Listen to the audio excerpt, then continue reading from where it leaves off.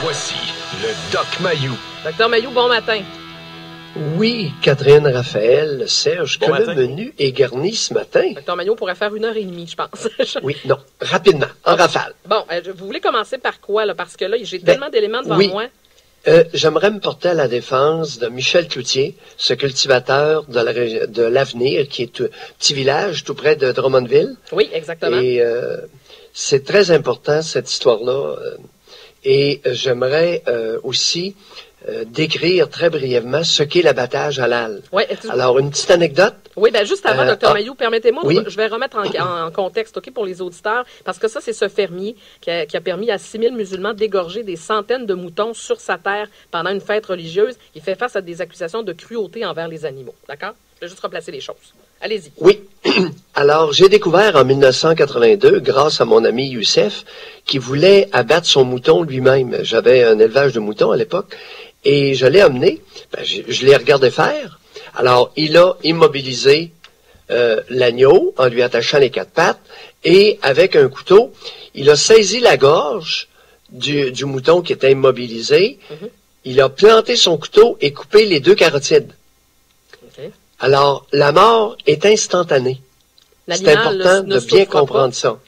Aucune souffrance whatsoever. Okay. La mort est instantanée. Mais, qu'est-ce que j'ai découvert? J'ai regardé Youssef. Youssef, mon grand-père, mon père et moi abattons les agneaux exactement à la façon halal.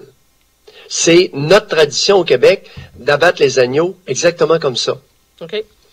Alors, je me porte à la défense de cet abattage traditionnel québécois que j'utilise toujours et rappeler à Godert, Labaume, Trudeau et Couillard de se porter à la défense de M. Michel Cloutier, qui est un élément important dans les traditions, le fait de perpétuer une tradition folklorique musulmane qui est la fête du mouton. Oui, mais Dr. Mayou, la problématique, c'est qu'on fait tout le contraire parce que le ministère de l'Agriculture l'accuse d'avoir causé des douleurs à un animal, d'avoir soumis des animaux à des conditions qui leur causent de l'anxiété et des souffrances excessives. La problématique, Dr. Mayou, c'est qu'on est en plein flou juridique parce qu'il n'y a aucun permis que la ferme pourrait se procurer pour exécuter des activités en toute légalité. Il y a un flou juridique là-dedans, c'est ça le problème? C'est-à-dire, il y a un flou, il y a toujours eu. Oui. Et le problème, c'est que ça se fait à l'air libre.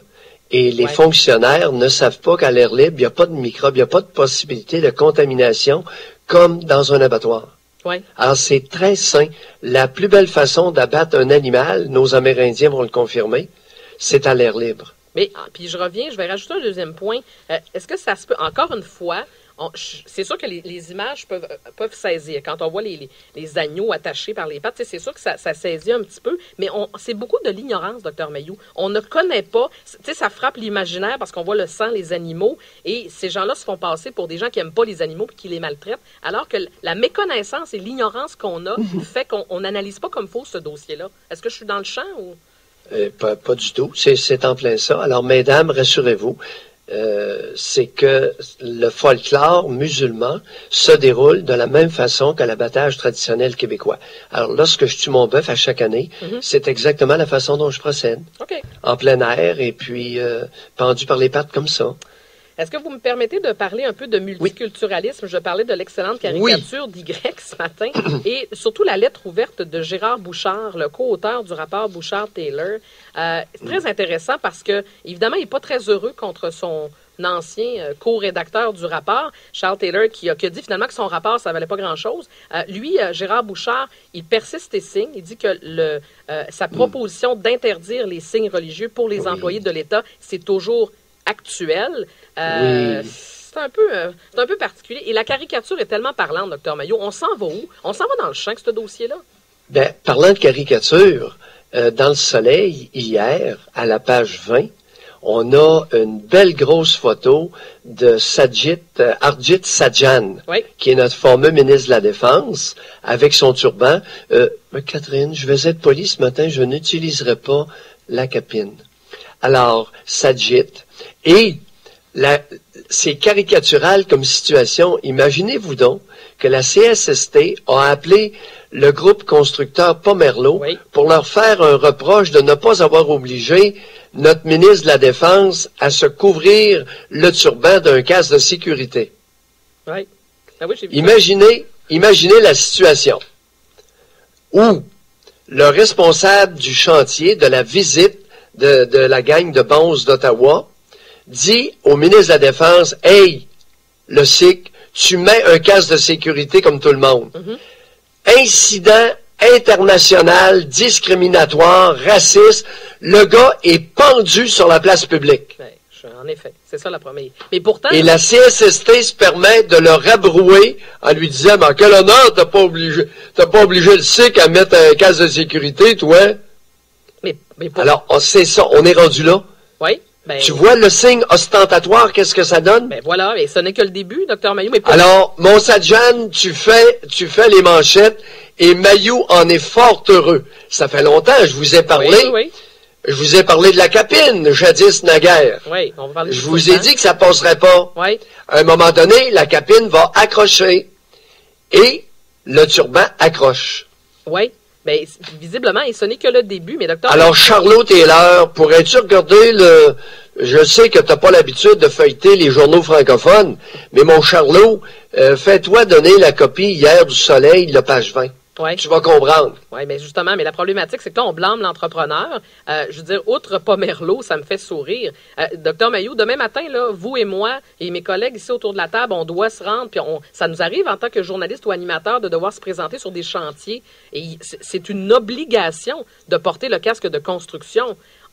Alors, imaginez, on vient d'ouvrir une porte et une brèche extrêmement dangereuse. Et là, préparez-vous, là, parce qu'il va en avoir... Souvenez-vous, aux élections, quand les gens se présentaient avec des sacs de patates sur la tête, là, ben ça, là, ce n'est que le tiers de ce qui nous attend. Parce que c'est sûr que ça va déborder, là. Parce que là, si on permet au ministre de la Défense de porter son turban et de ne pas porter de casque de sécurité, ben moi, si j'arrive, puis je me mets un drap sur la tête dans un événement, puis je dis que c'est ma religion, ben je suis désolé, mais ça veut dire que moi aussi, j'ai le droit d'abord. Oui, et régulièrement, j'ai des patients psychotiques. Par exemple, j'en ai un qui s'était fait un casque d'aluminium pour empêcher les ondes cosmiques de brouiller les ondes de son cerveau. Il était professeur à l'UQTR. Oui. Être obligé de vous dire que je trouve ça un peu cocasse quand même. Bon. Vrai comme vous êtes là? Ben oui, mais ça va. Il est arrivé à l'urgence avec son... Et ça faisait exactement comme le turban SIC. Comprends-tu? Oui. C'était enroulé, là, mais c'était du papier d'aluminium. Bon, mais c'est ça que je vous dis, Dr Mayou, ça va arriver de plus en plus. Parce que là, c'est du gros n'importe quoi, ce dossier-là. En tout cas, j'étais fier de moi lorsque j'ai vu Sadjan avec son turban, ses lunettes de clown. Oui. Écoute, et le seul sans casse. Non, mais c'est vraiment... En tout cas, allons-y. En rafale, autre chose? Oui, en rafale, parce que je veux qu'on revienne sur la déclaration de la monogamie et de la polygamie de la Scarlett Johansson. Exactement. Et je le disais, Dr Mayou, j'ai l'impression qu'on est un peu... on ne dit pas toujours les vraies affaires. Il n'y a personne ce matin qui va nous appeler. Oui, moi, j'aimerais ça être polygame alors qu'il sait que sa conjointe l'écoute. Mais je pense qu'il y a une forte proportion de la population au Québec qui souhaite très fortement être polygame. Est-ce que je me trompe? Ben, écoute, vous êtes là. Vous êtes là. Vous êtes là. Vous avez raison. Raph, oui. Vous y avez mis le temps. Ah oui, bon. Bon, OK. Vous y avez mis le temps. Mais au moins, on y est rendu. Catherine, ben, écoutez, je me tais. Lentement, vous y avez mis le temps. Dr Mayou, combien de fois vous me dites, Catherine, tranquillement. Mais là, je vous ai écouté pour une fois, j'y arrive, là. Vous y avez mis le temps. C'est pas trop tôt. Non, mais je le sais, mais je comprends votre... On en a parlé souvent. Ouf. Mais souvent, ça fait 25 ans que je le dis, oh, à mon corps défendant. Oui. J'ai eu tellement d'insultes. Et la pauvre musulmane, là, rassurons-la à Ottawa, des insultes, des injures, des menaces, j'en ai eu pas mal, moi aussi, là.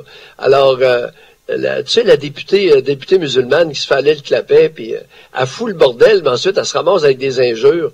Au chapitre des injures... Écoute, les courriels n'existaient pas à l'époque, mais je recevais des fax. Oui. J'en ai vu toutes les couleurs. Ah oui, j'en doute pas.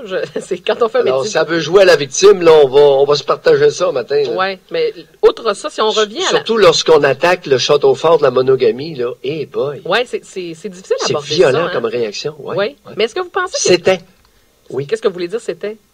Ah, c'était violent, les réactions que je suscitais, là, c'était violent. Oui, oui. Mais aujourd'hui, là, en 2017, est-ce qu'on peut commencer à s'avouer? Et je dis pas que c'est le cas de tout le monde. Il y en a qui sont très bien en couple, qui sont bien monogames. Oui, Mais j'ai l'impression qu'il y a une forte proportion de femmes qui ne le diront jamais, mais qui ne détesteraient pas être polygames. Qui ne détestent pas être polyandre. C'est quoi polyandre? Mais pas ça.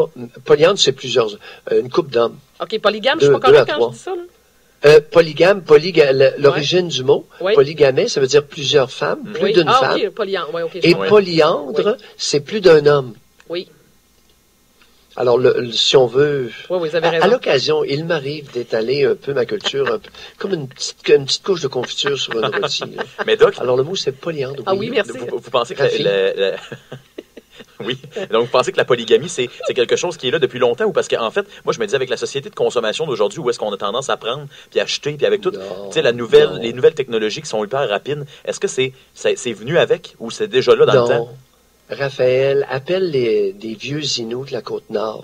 Ils vont te dire qu'avant l'arrivée des curés, des soutanes sur la Côte-Nord, les Inuits pouvaient avoir plus d'un conjoint. Et ça les regardait, c'était bien vu sociétalement. Ouais. Alors, une femme pouvait avoir 2 conjoints et un homme pouvait avoir 2 conjointes et c'était accepté. Dixit, une vieille Inou que j'ai vue en reportage, elle avait 81 ans. Elle était absolument charmante. Mais il y a des gens qui vont vous répondre, Dr. Mayou, des hommes ou des femmes, j'en ai assez d'un à la maison, ou j'en ai assez deux à la maison, j'en veux pas 2. Oui, mais parfois c'est plus facile 2 que... Ah, peut-être. OK. OK. Ah non, OK. On est juste entre nous autres, faites-vous en pas. C'est peu écouter cette chronique-là. Docteur Mayou, c'est vos vendredis intimes aujourd'hui. On vous écoute avec José à compter de 9h30. À plus tard. Et, hey, Docteur Mayou, juste avant de terminer, oui. On commence quelque chose de nouveau lundi. Préparez-vous, je vous en ai parlé. À compter de 9h05, maintenant, dans l'émission, à compter de lundi, on va avoir une table ronde. Le Docteur Mayou sera là avec Robert Pilote et moi-même, et on va discuter de sujets et autres. Alors, j'ai décidé de Oui? Et Catherine, t'as pas peur de me surexposer? Moi, là, écoute, surexposer Mayou, n'y a-t-il pas un danger inhérent à cette attitude? Je regarde nos derniers sondages, Dr. Mayou, et je vous confirme que la surexposition a bien été, fait que je vais poursuivre dans la surexposition. Je vais assumer ça, Dr. Mayou. Vous allez recevoir plein de fax et de textos sur votre Padjet. On va relancer les fax, justement, dans cette table ronde. On vous retrouve à 9h30. À plus tard. Surexposition du Dr. Mayou, c'est drôle. Ça sonne bien à mes oreilles.